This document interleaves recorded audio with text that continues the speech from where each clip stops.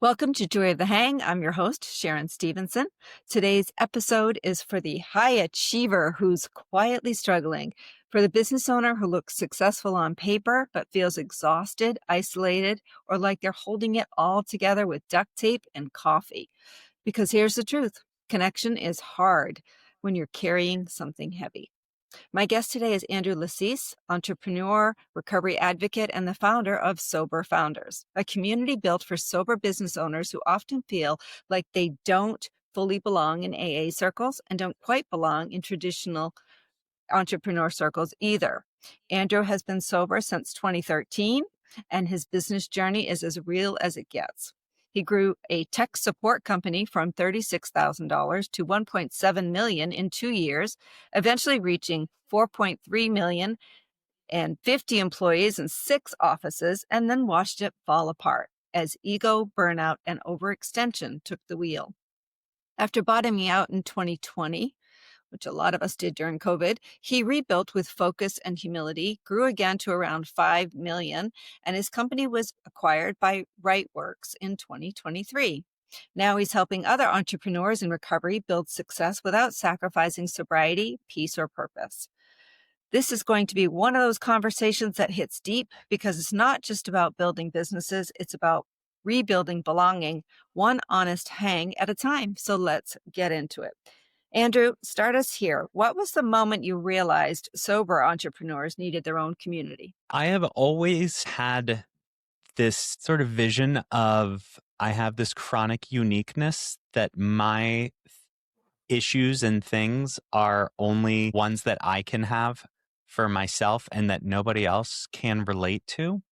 And this dates back for pretty much my whole life, kind of feeling different and that nobody else can understand. And even in my drinking days, I thought that I was the only bar manager that had a drinking problem and that nobody else could understand what it was like to work in a bar and have a drinking problem. That was sort of the I don't mean to delusion. laugh. I don't mean to laugh, Andrew, but I think every bar manager has a drinking problem. I used to own one. I think all of my bar managers have a drinking problem. But anyway, I joke that everyone over 23 in a restaurant, like something didn't go according to plan was sort of my experience. It's like up through 100%. college and then like getting your real job. And of course it's a sweeping generalization, but those were my people for the better part of a decade. Uh, So I went through the journey of getting sober, building a company, and realized that there were not necessarily contradictions, but there were a lot of times where conversations that I would have in the recovery circles, I couldn't have really in the entrepreneur circles, and vice versa. So it was almost as if I had 2 different lives. And there wasn't really a place where they would coalesce. And I wasn't aware of peer groups and things of that nature until after my exit, which was unfortunate. But I realized going through the process, and this is a shout out serendipitous. I was acquired, and everyone says entrepreneurs are terrible in corporate. And I was like, no, that won't be my case. And then I was terrible in corporate. I'm a good soldier. I can take orders. I just need to agree with them. So if they are not smart orders, I don't like to do them because I don't want to waste time.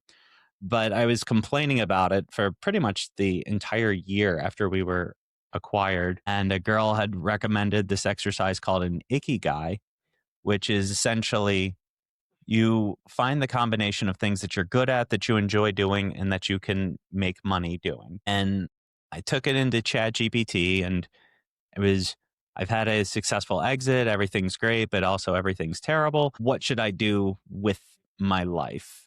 And it basically starts asking questions about what's uniquely you. And okay, not a lot of people have built and grown companies, crashed and burned, yada, yada. Sober for over a decade at that point. That's a fairly unique thing. What are the things you enjoy doing? I love mentorship. I love helping other people. And then just sort of the duh aha moment, it just said, you should run mentorship groups for sober entrepreneurs. And then I was thinking, okay, well, who could I emulate this after? And there weren't really any other things that existed. And once I had taken a step back and realized that it was a problem I didn't realize existed until it was spit out through Chat GPT that this problem exists. And that in this case, I do have a very unique situation where I can help others who feel the same way.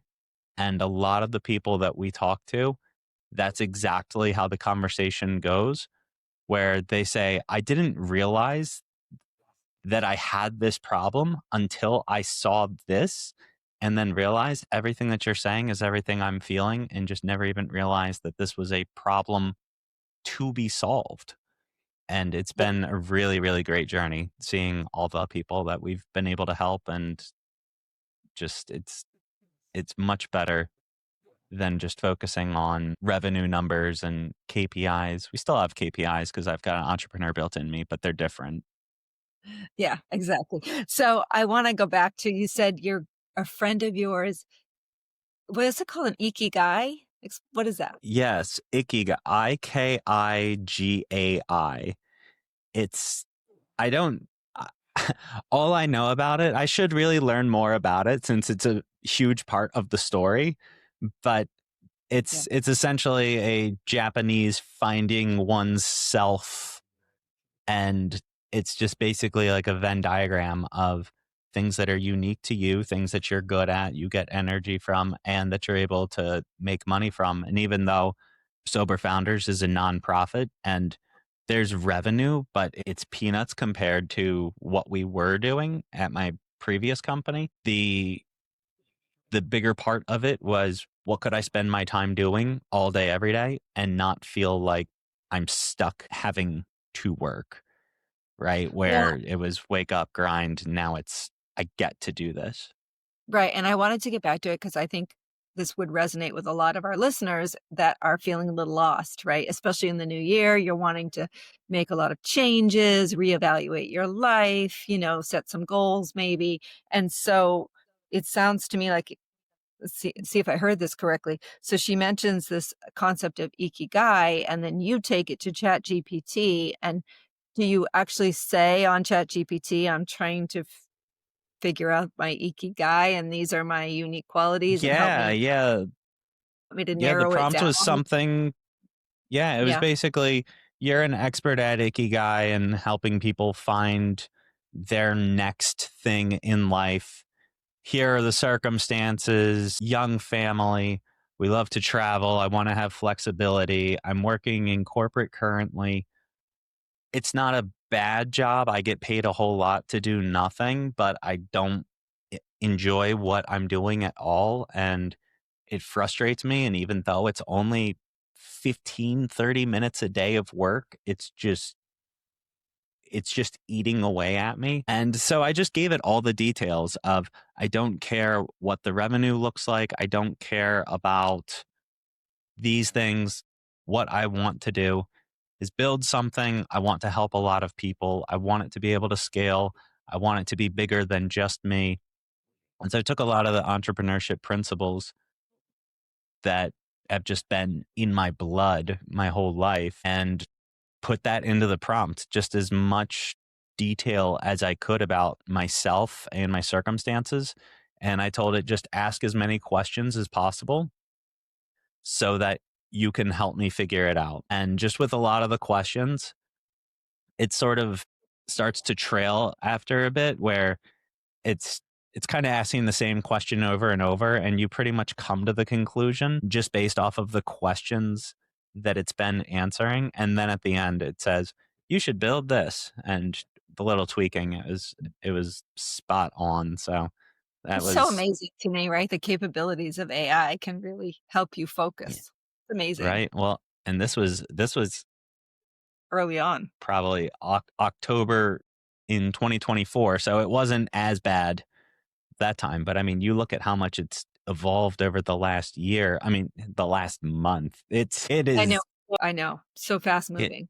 is so I don't think anyone's going to have a job. I mean, there's going to be there's not going to be, anytime someone makes a point for a job, it's just, well, there's always going to be room for marketers and social media because you need somebody to double check it. And then, okay, so couldn't you just make an AI to double check the first AI when Yeah. like his only function is to make sure that it gets done right? Right. Doesn't that solve that problem? I think things with human connection is going to be the future for where success is not in how smart you are, because that's going to be democratized. Everybody is going to be an expert lawyer in 2 years.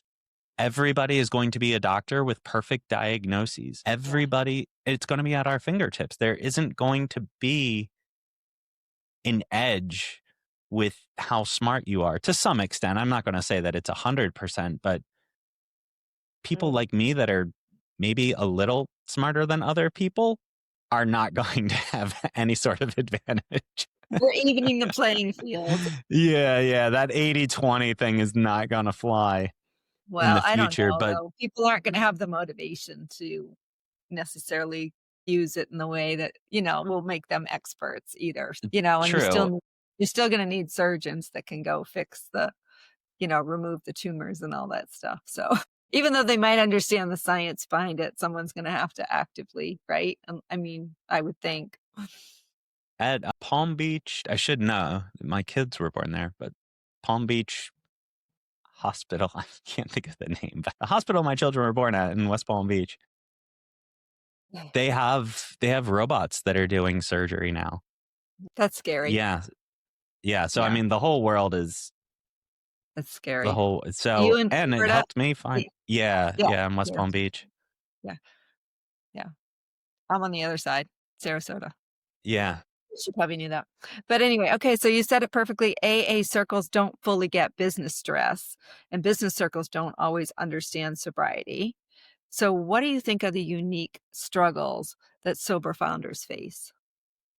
So part of the whole 12-step anonymous world, and I mean, I could get crazy deep into it, but kind of the big picture is that the problem isn't the drugs or the alcohol. The problem is you. And if you fix you, then the drugs and alcohol are no longer a problem, Right. but that involves changing you and how you look at the world, how you handle problems, things of that nature. So there's one side of that world that letting go and not trying to force outcomes that you want and just let everything happen as they're supposed to. And then in entrepreneur circles, it is grind, hustle, do whatever you can to get the outcome that you think that it is that you want, and don't stop no matter what. And whoever gets in your way, plow them over. Don't stop until you reach your goals. And it's like, well, I'm on the entrepreneur team and I do have goals that I want to reach, and I don't want to just do nothing. But at the same time, in order to stay sober and even be an entrepreneur that can function in any capacity, I'm supposed to be just letting go of the outcomes and just see what happens. That doesn't sound like a tactically strong move either. And so anytime I'd run into issues and I would talk to recovery friends, oh, just let go and it'll work itself out. And it's like, well, that's easy for you to say. You don't have 50 employees that are depending on this decision to be correct. And then in the entrepreneur circles, oh, well, just, cutthroat, do this and that and destroy this and blah, blah, blah, blah, blah, and you'll get what you want. And well, that goes against everything that I stand for. So I can't do that either. So I'm just in this place of there's only, I mean, and again, it's not super unique to be an entrepreneur, business owner in recovery, but it's not an easy world to come by. There isn't congregations for it. There's tons of recovery networking groups and conferences and associations where you could find a ton of your people. And then there's tons of that in the entrepreneur world as well. So it's easy to find your people in those groups, but there isn't that subsection of who else struggles with the same things that I do?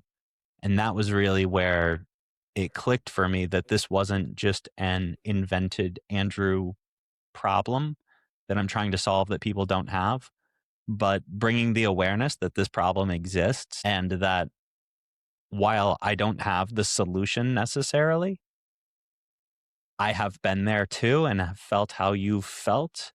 And I can share my own experience as to how I got through it and reflect on if I were to do it again, is that the path that I would have taken? Is it not? So, kind of the whole idea isn't that, or the idea is nobody is an expert. We are all just sharing our own experience as it relates to to other people's issues, and just the shared experience, the you're not alone. And every now and then there will be some light bulb moment. One of the members last year, he 6x'd his business. He's in year 10 and his business grew 600% last year. And I'm not going to say it's all because of things that we did, right? But the big pivot that he made was a result of people saying, when I was in that position, here's what I did. Here's the results that I got. I could see that in your world as well and took it, ran with it. It's been really cool to witness. I think this year he's already something crazy like 10x where he was last Wow. January. Yeah, it's been really Wow. cool to be a part of. Wow, congratulations to him. Yeah. What's his business? Can you share? Yeah, I mean, he does credit card processing. So, I mean, it's such a commoditized space, right? And Yeah. everybody's got Square, everybody's got Stripe, everybody, QuickBooks, all these things, or everybody's got a guy and, oh, well, I'm getting the best rates. And so when you're selling to strangers, it's a commodity service, it's a necessary evil. So Yeah. how do you compete with others besides giving them lower rates than what they already have? And we had shared, and this was in my own experience, that in the IT world where I come from, we were charging top dollar and we were competing against people in India that charge 10 times less than us and were Mm. better than us, or at least equal. And so, how did we get around that other than charging less than them for something that people didn't understand? I mean, most people, my IT guy's the best. And then we do an audit on their system. Your IT guy's been charging you the last 3 years and literally hasn't done anything. Here's the logs to show that nothing's happened. So we applied that in credit card processing where everything's a race to the bottom. And we found a tiny 5% edge that he had in a very specific niche. And that was what we did with the accounting industry. Was there was just a tiny little lever that we pulled in the accountant industry, a tiny law that nobody knew of that randomly had fallen into my lap, and then our company exploded and it was incredible. We found that for him in the credit card processing world. And it's incredible because all of his clients, they're on Stripe or Square or something like that. They get shut down for this one little thing nobody knows about. And he's in a world all by himself. He outperforms just by himself. And now he's hired people just to handle the workload. But just him by himself, he's competing against organizations that have 20 some sales reps. And he's just on calls all day closing deals, all from Wow. little pivot. Yeah, Yeah. that's exciting. That's a great story. I love that. So for somebody who's listening, who's sober and building a business, what's the biggest myth about recovery and entrepreneurship? That's a really good question. I don't want to just jump out and say the first thing that comes to mind, but the biggest myth, I'd say probably the thing that I hear the most that I don't agree with at all. And everybody's entitled to their opinion. So I try not to say right and wrong, but we've had people tell us you need to keep your recovery and your business. They are separate things. They do not intertwine. They are in vacuums by themselves. You do work at work, you do recovery in recovery circles at home. Mm. That is where they belong. They cannot intersect. They do not intersect. And just sort of an obvious thing, but if you're trying to live your entire life in a certain way that lines up with principles, wouldn't that also include work? And there are people that say, no, it doesn't include work, because how are you going to turn over the way that a situation plays out to something bigger than you and still be someone that's guiding the ship? They're too contradictory, so they don't exist together. And it's it's not my experience, nor the people that have come through our groups. They share the same sentiment that I do. But we do have people that those Right. keyboard warriors just have very loud opinions on the internet. Well, it's so interesting because I've known a lot of people that have either choose not to drink or are in recovery, and it's challenging. I know I'll tell you one story in particular. They worked at a blue collar job, and it was part of the culture that after work everybody would go have a beer, and this person was trying to live a sober life and trying to give up alcohol, and got a lot of, what's the word? They were really pushed to join the man club, and go and have a beer at the pub after every day. So to fit in, he kind of gave up his sobriety because it was a new job and a new group of people, and he just really wanted to participate and belong, right? And so ended up going down that path again. So it does make it really difficult. It does depend on what that corporate culture is like. So it's an interesting Yeah, struggle. well, most networking events are circled around alcohol, getting drinks. And if Right. you're not an alcoholic, it is perfectly fine to be doing that. I will make that 100% clear. I'm not here to say everybody should stop drinking. Everybody that says I am only going to drink one beer tonight and then ends up drinking 18, anyone that can relate with that probably should cut back or stop, but I don't have a cut back button. I don't have throttle.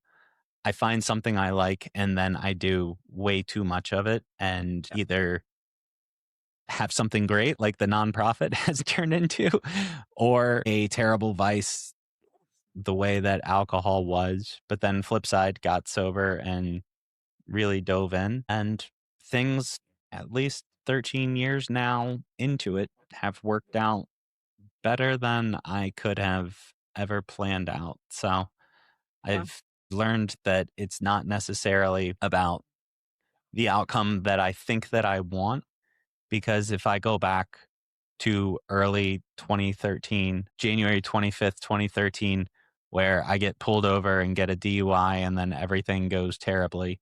You ask me on January 26th, when I wake up, do you want to get a DUI again, or would you rather just stay at home that night? Of course, I would pick stay home. Everybody would. But looking back at it now, knowing how it plays out, it was one of the greatest things that ever happened to me. So I've come to realize too that, that person's situation, right? Where I want to fit in. So I'm going to go against the thing that I want to do, because in my mind, I want to fit in. And the way for me to fit in and reach my preference in this situation is for me to drink. But I've had so many times where, and I mean, I've had some gigantic negotiations in business. Everybody else is drinking, and I'm the last one at the table to order. So it's not even I set the tone, right? It's Right. this person's drinking, 10 people at the table. And the deal was for my company too. So it's not even I was a side character in this. I was the main person, right? And I'll just take a water. And okay, most people, and it sounds like in your friend's experience, they were a little more, oh, come on. But Yeah. in my experience, a lot of the time, people are just, oh, okay. And people have come up to me as a result of it saying, I admire that you didn't say yes when everybody else was doing it. And frankly, it's just now kind of built into me. I mean, I know Mhm. at first it was, well, what's everyone else going to think? How am I going to have fun?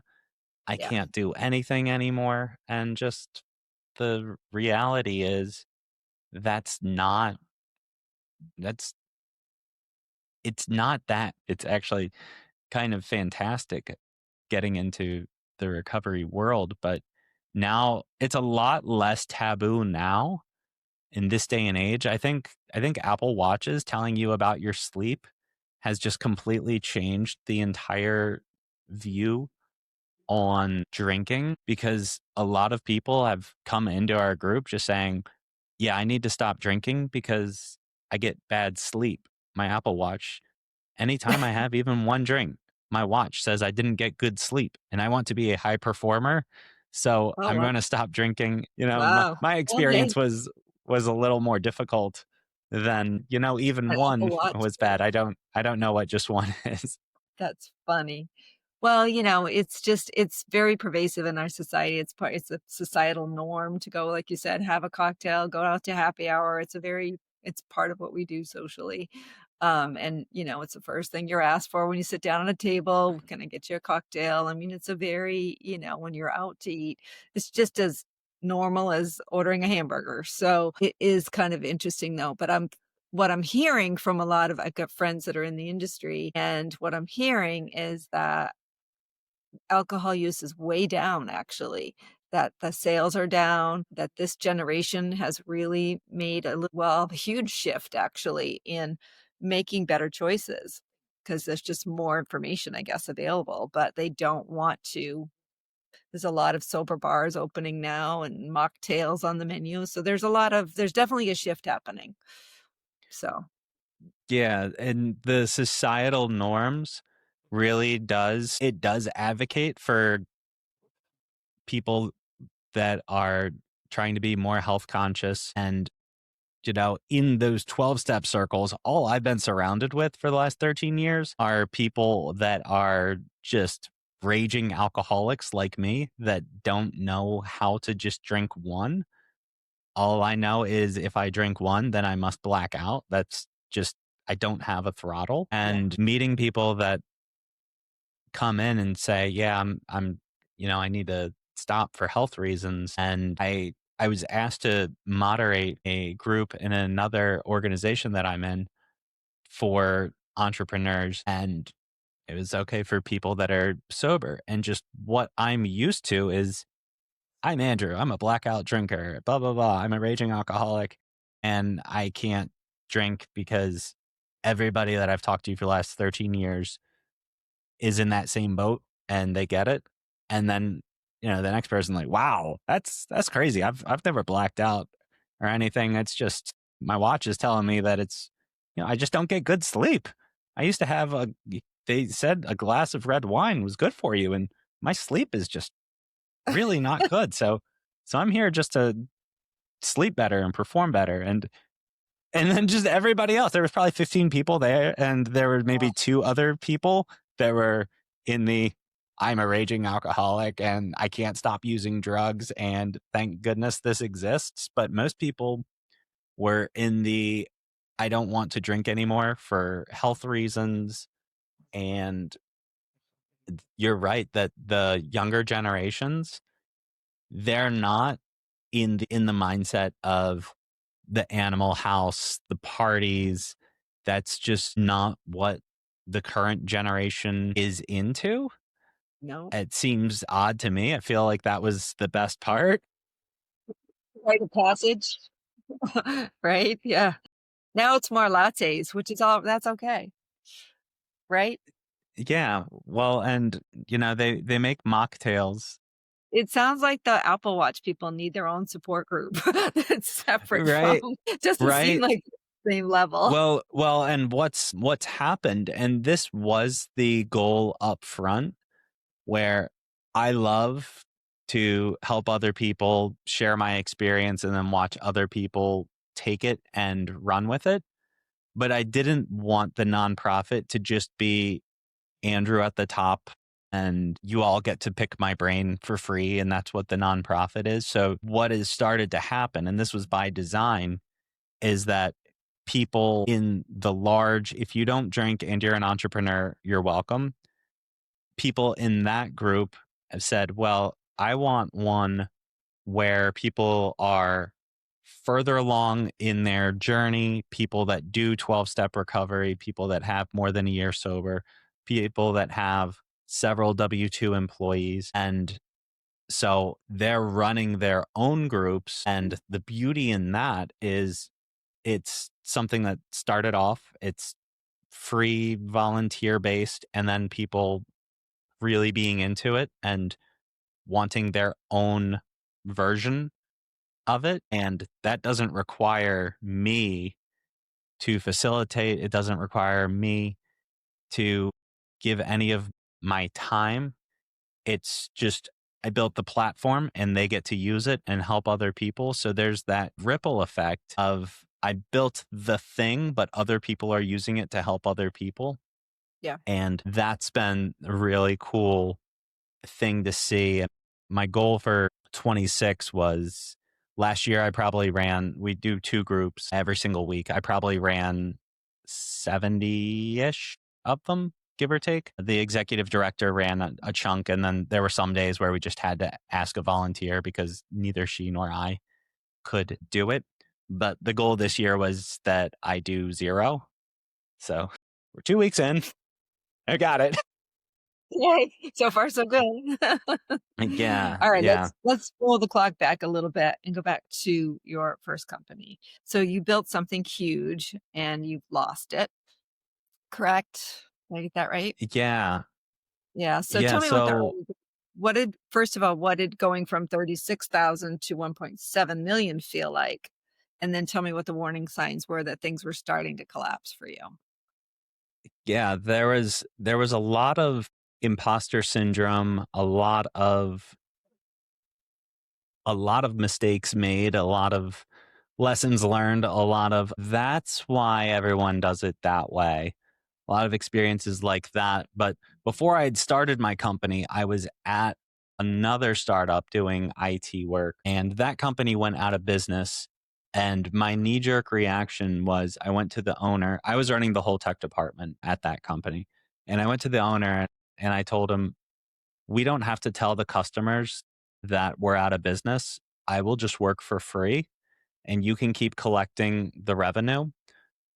After 2 months, anytime the phone rings, I want you to turn off their billing and I will figure out how you collect payments from customers in the next 2 months somehow. So you collect from everybody that was sold that never uses it, and I will collect only from the people who do use it. Because despite ourselves, we had 500 clients. But the problem with that arrangement, not problem, but I only got to deal with the worst clients because those were the ones that were always calling. So, but I was happy though that I could provide a way for him to, he put everything on the line and lost it. So he still had something coming in. We were still able to take care of the clients. I don't know I mean, there's obviously churn just because businesses have churn, but I don't think that company going out of business caused any. So year 1, it was me in my living room just waiting for the phone to ring. And I was just a tech guy fixing computers, and that's all it was. And I ran into this guy and I was randomly wearing a Ravens hoodie. I live in Florida now. I'm originally from Maryland. I was wearing a Ravens hoodie. He's like, oh, hey, I'm from Maryland, blah, blah, blah, blah, blah. We started talking and I said, yeah, I run a tech company. And, we had 500 customers. And, when the phone rings, I do it. He was like, why don't you call those people? I'm not a salesman. I'm a tech person. He's like, I'll do it. So, okay. And so he started doing it. He was a really good salesman. And so then it went from he would just sort of chip into he quit his full-time job and started working for me full-time. And then his friend was like, wow, Jake's making a ton of money working for Andrew. I'm going to do that too. So then he became a second full-time employee. And meanwhile, we're we're in a condo, not a big one, maybe 1,200 square feet. And hey, he's making a lot of money working for Andrew. I have 10 people crammed into my condo, people outside on the patio smoking cigarettes.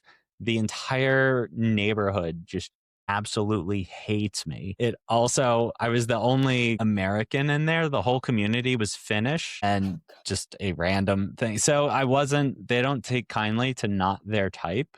It's just a cultural thing. So year one was just me in my living room, 36,000. We get kicked out of the condo office, get an office down the street, and then one office turned into two, turned into six, some acquisitions and things along the way. But we would have situations where everybody was on Wi-Fi, and I didn't know that you shouldn't be using Wi-Fi for phone systems. And so people would use the microwave, and we learned that if you use the microwave, that it shuts off the internet, so everybody's phone calls were getting disconnected. Just yeah, it was a lot of chaos and learning and under the table, and it eventually had to become real, and there's tons of turnover and tons of just it was pure chaos. And I was 27, single, no kids or anything. So it was a lot of fun. Made some good friends, but we were hiring people that were newly in recovery. And, when somebody is 1 month off of heroin and then they start making multiple six figures overnight, it's a really bad equation. So we literally would have people that died, people going to prison. So it was insanity, from just me in my office, just answering the phone, to what it turned into. And then we started going down, and this is one of the entrepreneur versus the recovery person things that I went through, where I wish I had an organization like Sober Founders, so when Jake and Chris, the first two employees, came, we had the list of 500 people and they were calling them. But eventually that runs out. And so at that point, we have a bunch of employees. Well, how do we get money? Because that company went out of business.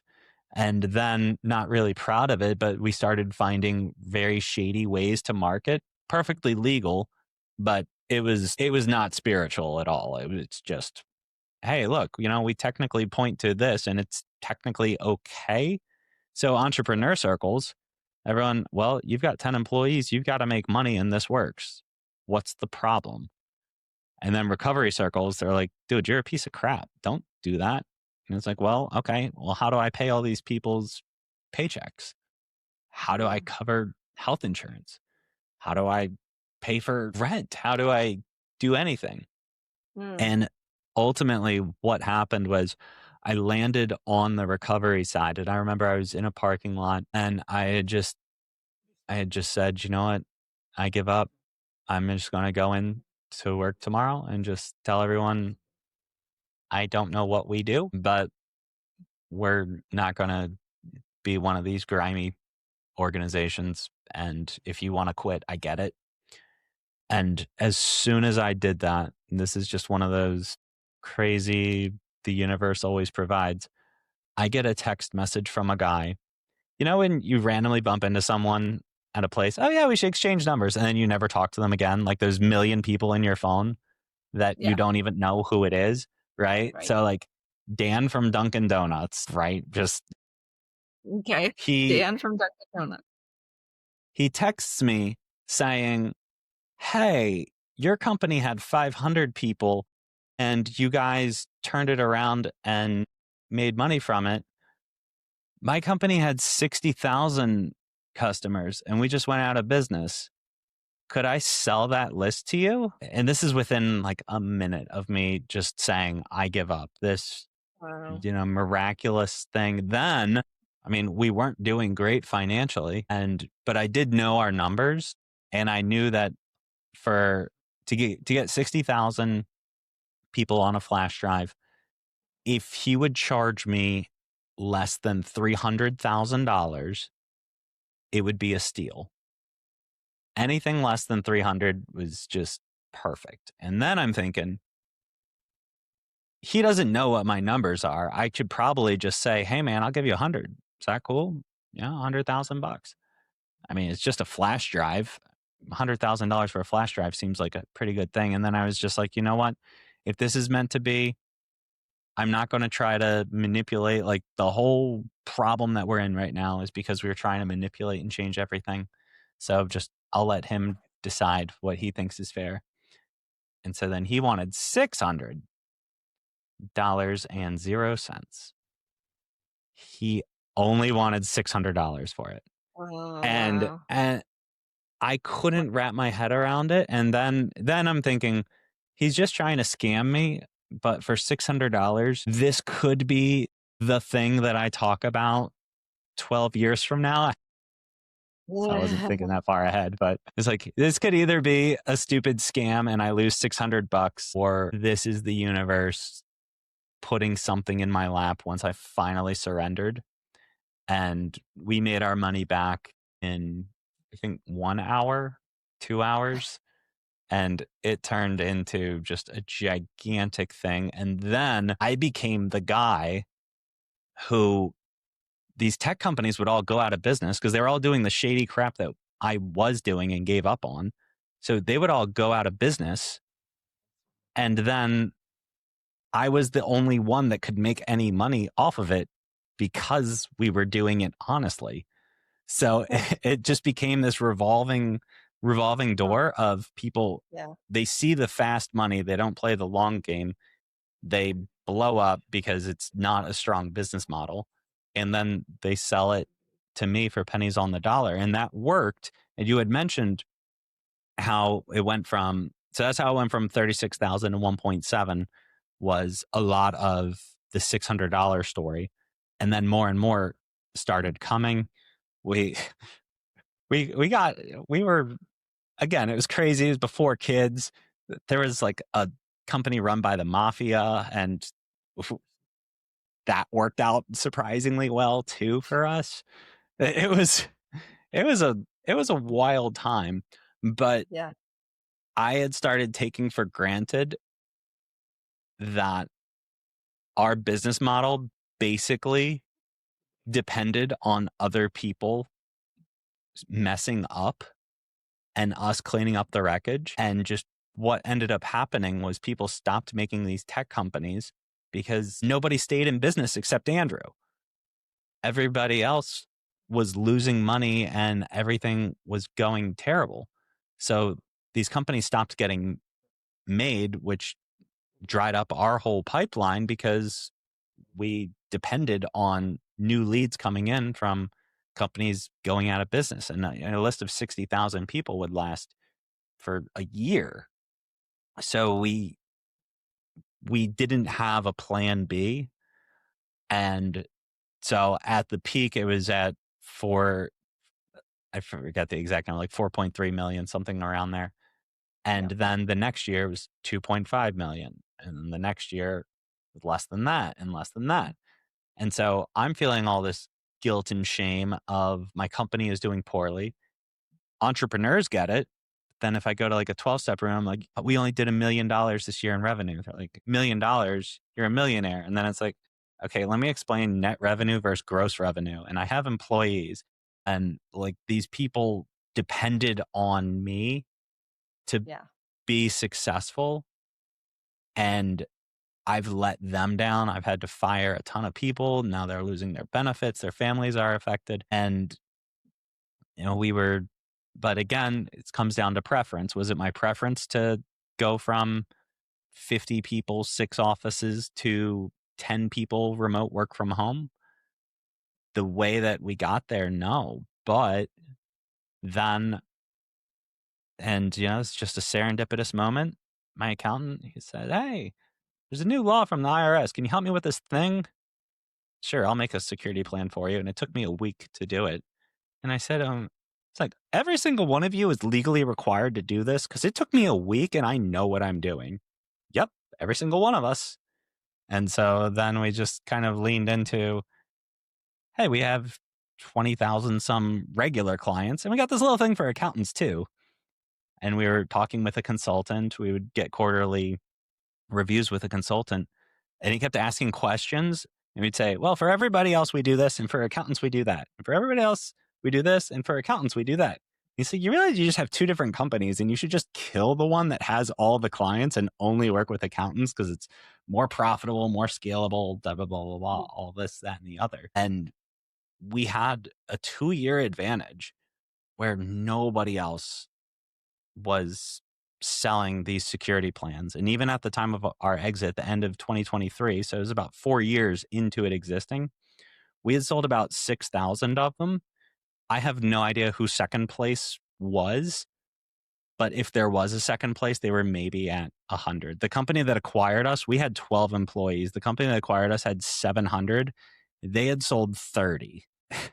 So, Wow. I mean, I don't know if they were second place, but we were in just another universe. And so when we got acquired, we were doing 5 million with just 12 people, remote work from home. My Wow. preference to go from 50 to 10 at COVID and then only 2 more people.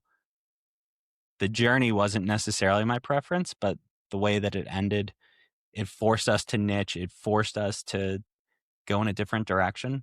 So a lot of my story and journey has just been through the pain that I realize it may not be my preference on how things play out.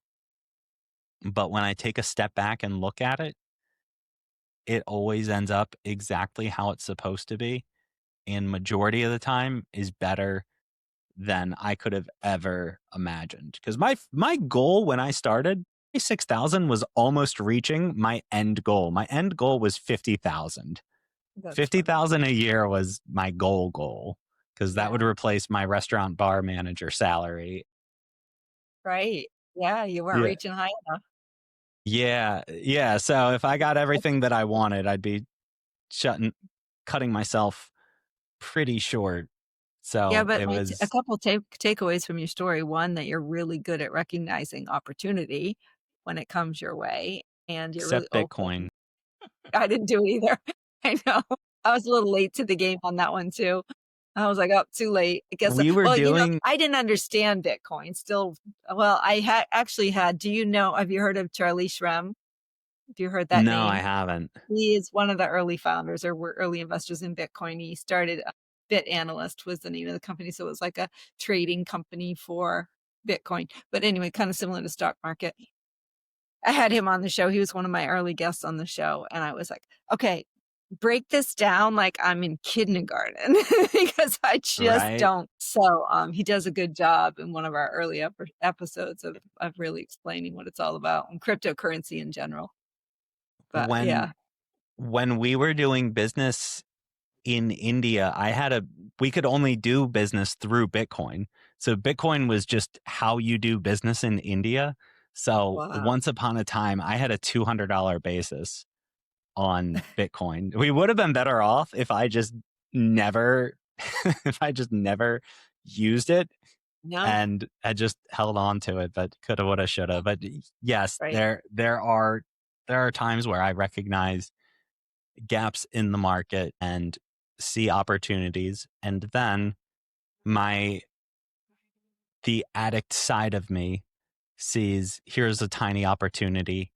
How do we grow this and scale it? Yeah. But because of the pain that I went through from firing all those employees, I was very, very intentional about our growth. And it was initially, it was just, we're growing, hire people. We're growing, hire people. And after going through the pain of firing all those people, it was, we're growing. Is this sustainable? Are there systems we can put in place to streamline this? How can we be more efficient? So our ending revenue, so from 50 employees to 12, our revenue was 20% higher. Our profit, though, was 300% higher. Yeah. I didn't have the overhead. And so COVID, it's not good that all those people died and all the terrible things that came from it. But there was a lot of perspective shifts. We had wanted to do remote work from home, but it was too risky. How do Right. you do that without a manager making sure people are doing what they're supposed to be doing? And then we come to find out that now that we have to measure what people are doing, that politics was keeping a bunch of people employed that weren't doing anything. So Mhm. it ended up, people weren't doing anything with supervision. And now that Yeah. they can't hide behind it. So there was blessings that came out of COVID, PPP, IDLE, ERC, gave us permission to take a couple big swings that we weren't going to initially take. So again, is it my preference? April 2020 when the whole world shuts down? Of course not. Looking back, am I grateful that it happened for the trajectory of our company and everything? Absolutely. I have some questions for you. If you could go back and talk to your younger founder self at the height of growth, what would you tell him? I would say it's not you, it's luck. Oh, really? There was a lot of luck and a lot of ego. I mean, Yeah. okay, call it God, grace, what have you, but it's it is not a strategy to have a breakdown in a parking lot and get a text from a guy you haven't spoke to in 6 months that you met one time. Right? Like Right. the opportunities started coming and stuff, but it wasn't because I was such a wonderful entrepreneur and knew everything. We were right place, right time, and I couldn't see the warning signs that it wasn't going to last forever, despite people telling me this will not last forever. I was just sort of, it'll run itself. I'm a great entrepreneur. I have managers in place. My team's great. It grows without me, and it did grow without me, but it was just luck. It wasn't strategy. I couldn't point to why it was working. It was just it works. Yeah. Well, eventually, though, you pivoted and were able to sell and you Yeah, exited, well, I'm assuming. I Yeah. yeah, I tried to sell 19 after 3 down years, and we were at basically the closing table, and we had never discussed money, which, in hindsight, it's like you probably should have led with that. But in my head, the company at the time was worth about $2 million. And so we had been talking with this other company for like a month, and she was like, Andrew, everything about this deal has just lined up so perfectly. Unless you want like an astronomical number, like $300,000, this deal is as good as done. He's like, no, it's worth like at least 2 million. She's like, no, it's not. She's like, you're negative. Like this is a liability for us to like us spending money to lose money. This isn't. I'm like, no, Yeah. no. If you look at it this way, look at it that way. So but okay, I couldn't sell it. And business broker was like, you should go join a BNI group.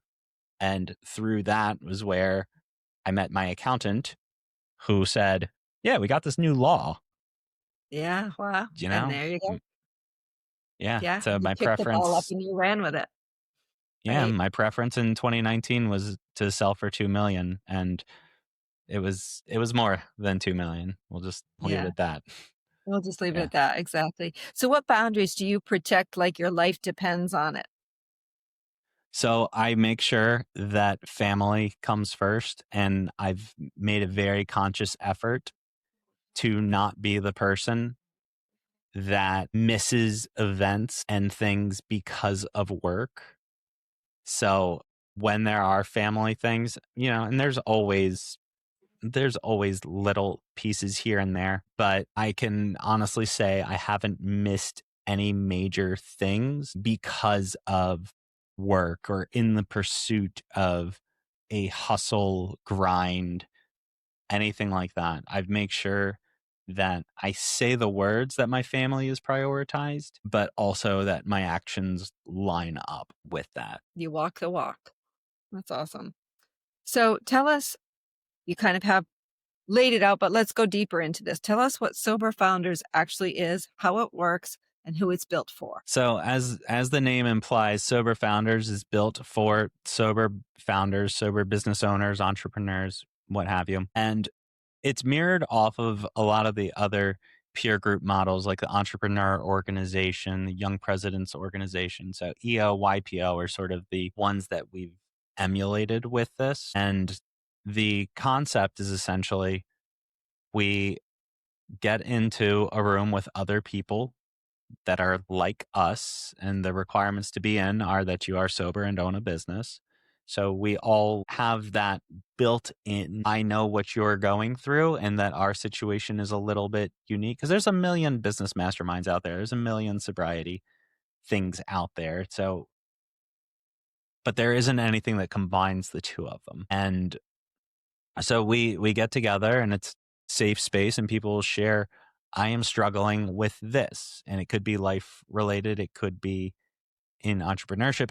It could be in sobriety. It could be anything. And people will share, when I was in that situation, here's what I did. So there's things with kids, there's things with drinking and drugs, there's things with entrepreneurship, growing, scaling, setting boundaries, things. These are all things that we deal with, and just the solutions aren't always as obvious and tactical. So, for instance, I'm having this issue with my business partner. They're doing this, that, and the other, right? And the tactical solution, well, get a lawyer, have them go through. And then the recovery solution is, well, acceptance. And you can't help them. They're a sick person. And so, kind of the intersection of those is really what makes it unique. And so, it really benefits the people that are willing to be open and vulnerable. And that's really the idea behind it. And so when people come in and say everything's great, it's like, okay, cool, rah, rah, rah. But when people come in and say, I am really struggling and I don't know who I can talk to about this, and then other people come in and say, I have felt the way that you felt, and here is what I did. Yeah. And then that same person comes back a week later and says, I am so grateful for the meeting last week because this and that happened. And so we started keeping track of that in our KPIs. That'd be another thing I would tell my former self: keep track of your KPIs and have a cadence. But but we actually keep track anytime someone says, thanks to this group because someone suggested that, and this is what I did. So that's actually on our KPI sheet. So because you use that acronym a couple of times, so I just want to be clear to our listeners who may not know, a KPI is a key performance indicator. So just so people are understand what that means.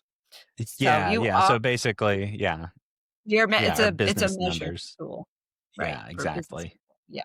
So Sober Founders has a free Facebook group, correct? How do they connect on Facebook? So if you type in, I believe it's called Sober Business Owners is the Facebook group. The Yeah. Well, be a member to pivot, be a private group, right? You'd have to be a member to be part of that group, if you right? qualify, you qualify. It's sort Yeah. of a self-raising hand. Okay. What we've decided to pivot towards more recently is that we go through a process where we like to start people with joining the Zoom rooms, and we have a private WhatsApp. So if you come in the Zoom room, then it's sort of that is your admission to the WhatsApp chat. And so that's where the conversations keep going. But in that hour-long Zoom where people say, well, this is what I'm dealing with, and we'll also pose, here is a vulnerable thing that I am going to share with you all. I am curious what your all experience is with it, because really the magic in it is when people are vulnerable and go beyond just, what are you doing for lead generation? That's great and all, but there's 10 million YouTube videos on how to do lead generation, but there's not a whole lot of, my internal morals are conflicted with recovery principles and what is technically legal, but it doesn't vibe well with my recovery. And I'm afraid that I will relapse if I keep going down this road, but I'm also afraid we'll go out of business, which would then make me feel like a failure and then cause me to relapse. So, it's like a Yeah. it's very Yeah. unique. That's interesting. Yeah, that would be that's a great dilemma to figure out how to navigate. So it's good that there's support for that. So I think what I have as the mastermind requirements, let me know if this is correct, is that they have to be one year sober and 250,000 in business revenue. Is that your Yeah, and so that was the spin-off group that I had mentioned earlier. There are currently two. So okay? there is one that if you identify as a sober person and you own a company or a founder of a company, then Thursdays 11 Eastern is when we meet. And on soberfounders.org, there's a bunch of buttons for how to register for those. And then from there was the spin off of if you have 250,000 in revenue. They also just recently updated it to where they want people 250 in revenue, a year sober, you're someone that does 12-step recovery and has 2 full-time employees. So some people would look at it as, oh, you're excluding people, blah, blah, blah. But really the way that I look at it is everyone wants to communicate and be involved with people that are just like them. So on one side, people are saying, oh, well, you're not allowing this for everybody. But then on the other side, it's if you make it for everybody, then you're really not for anyone. If you're not standing for something very, very specific, then it is what it is. But the people that come into the doors and check it out and resonate with it and are just so excited that it exists, it's a small percentage of people. I mean, in the recovery world, I think there's 2 million people on earth, right? So 7 billion. So 2 million divided by 7 billion, whatever fraction that is. And then the fraction of them that are entrepreneurs, maybe 5%. So, I mean, it's a Yeah. small addressable market. And then just people that are interested in it in general.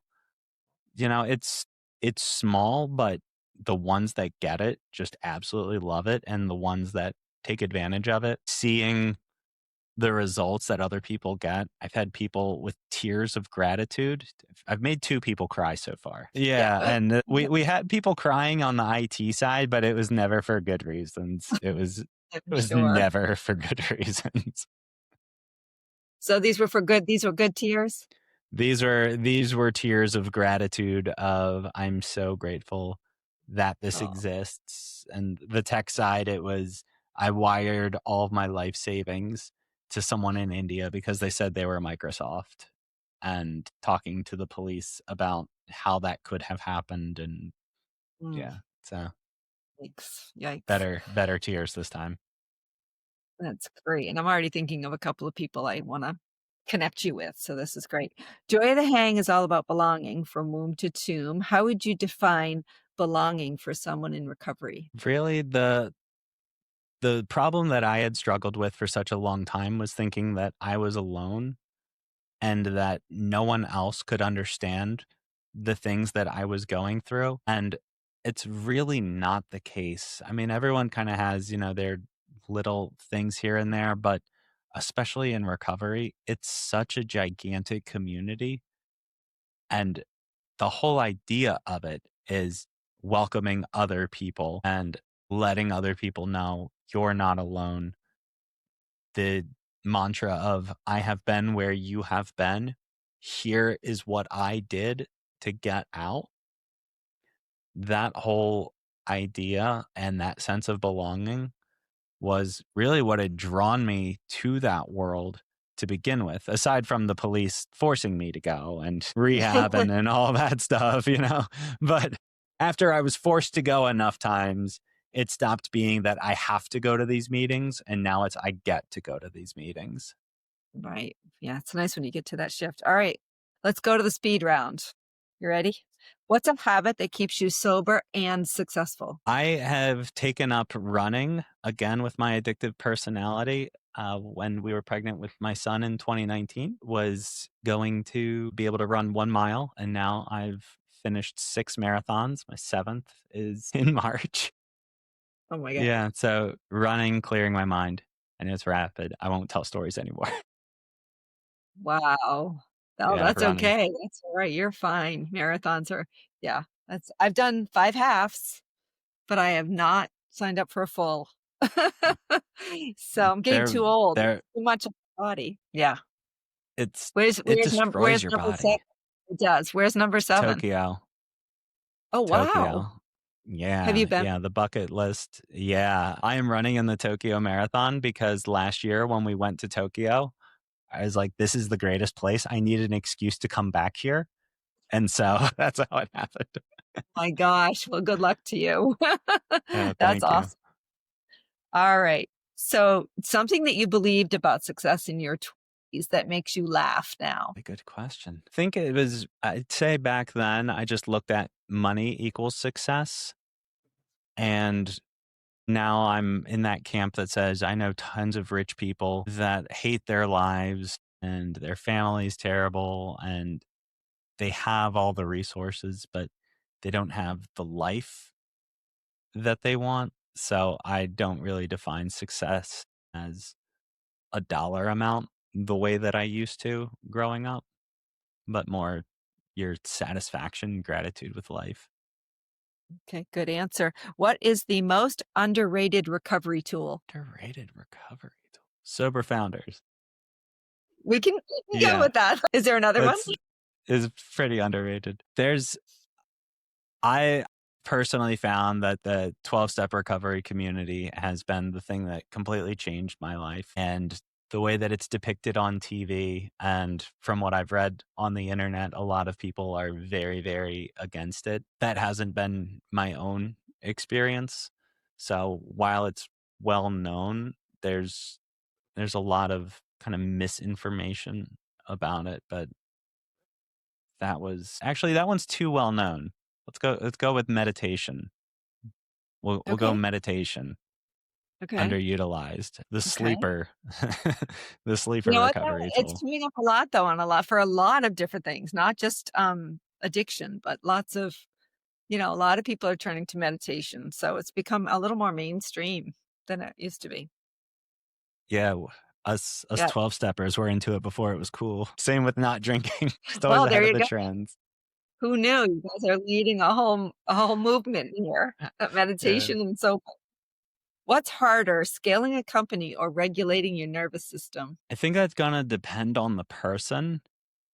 For me, regulating is fairly easy. I think just in general, I'm pretty just smooth sailing, go with the flow. And that's kind of always been my default. And now that I've scaled quite a few companies, like we skipped over a whole bunch of other companies and stuff, just, Oh, the main okay. one. But yeah, yeah. But so I mean I've done that several times. So I'd say scaling a company, especially now with AI, we're doing things that I probably would have needed 5, 6 full-time employees with just 2 people and still have capacity. Yeah. So I'd say scaling a company, if we're at least talking revenue wise, scaling with people is kind of a thing. But I'd say that scaling is probably easier for most than regulating would be, just because I had heard it's like the person that's riding the elephant, or they're giving the elephant the directions on where to go. But if the elephant doesn't feel like listening to you, so your emotional status, it's not going to listen. It doesn't matter that you're telling it to go left. If it feels like going right, it's going right, and it doesn't matter that it ought to be going left. Yeah. So I'd say for a lot of people, that's probably the answer for most people. My own experience is a little different, but I've learned that. So I am going to give you a chance I'm going to put this in reverse a little bit. So other than sober founders, are there other projects you're working on now or other goals for your future? Oh man. So again, I find one thing that I kind of like and then just take it way too far. So family, we travel a lot. And I used to keep a notepad on the countries that we've been to. And but different children have been to different countries, they're different ages and stuff. And I couldn't keep track of everything. Great problem, right? And so there's this app called Lovable that basically it's a chat GPT to make apps. And so I just wanted an app where I could track the countries we've been to. And then once I finished that, I've added like 7 million features. It's like integrated with flights. It's become like a mini kayak.com with just I needed a glorified notepad and now it's its own thing. I'm still working out a bunch of the bugs on it, but I can see it actually becoming something that, A useful tool like for others. right. It's just like sober founders. Like I built it for me and now I'm seeing, you know what's really annoying is booking flights. Wouldn't it be great if there was an AI that had all of your preferences and I put in calculations for like we have 3 airports close to us, right? So Palm Beach International is only 20 minutes away. And that's great. And Miami is an hour away and Miami's terrible. But if I can save $2,000 by flying out of Miami, I'm going to fly out of Miami. Right. So, there isn't like a Google filter for that. I'm always having to do the math. So Yeah. now that's built in and it's like an afterthought to the Notepad app. No, I like that because I'm trying to plan I have a big birthday coming up this year and I'm trying to figure out what I want to do, right? I mean, there's a few different places I'd like to travel to, but I'm like, okay, but it's in March. So I'm like, okay, what would be a warm place I could go in March that has these 5 things and I'll travel anywhere to go, to do it, right? But yeah, because I don't know every place in the world. So it would be great to have an app who would narrow it down. Like, here's 5 R- places that are direct flights out of these 3 nearby airports, same thing. Yeah. And Yeah. just give me, Well, if I like adventure, this is the type of vacation. That's what I would love. Just build it for me and give me choices and, you know, price parameters or whatever. I think that would be that's fantastic. that's what it does now. The Notepad, it has Yeah, an AI travel planner based on and my wife has a Instagram is 55,000 followers and it's documenting basically us traveling with kids. yeah, So so the AI travel planner, it's got things like are you traveling with a stroller? Because that's going to change the dynamics of what we recommend. Do any of the kids require naps? So things yeah. that, little twists and turns and stuff. So it's Well, and yeah, here's another one for you. I don't know if you know this, but you probably do. But I was looking at going to Dubai. It was one of my choices where I'd never been. So I'm like, oh, well, let's check that out. And then something pops up that in Dubai, they don't allow public displays of affection.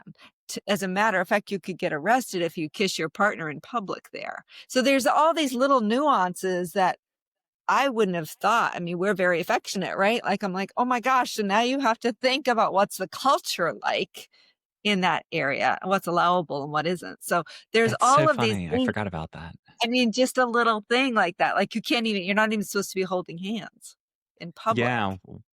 And I'm Yeah, like, we we went always there. down the street holding Du- hands, right? Dubai's You've been there? awesome though.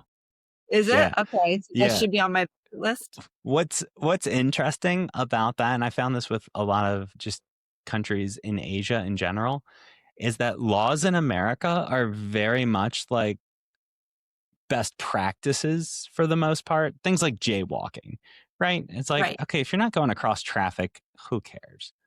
Right? If You nobody, know, that's kind of what laws in America really are. It's like, okay, this is against the law, but there if are more nobody's getting hurt, suggestions. it doesn't. Right.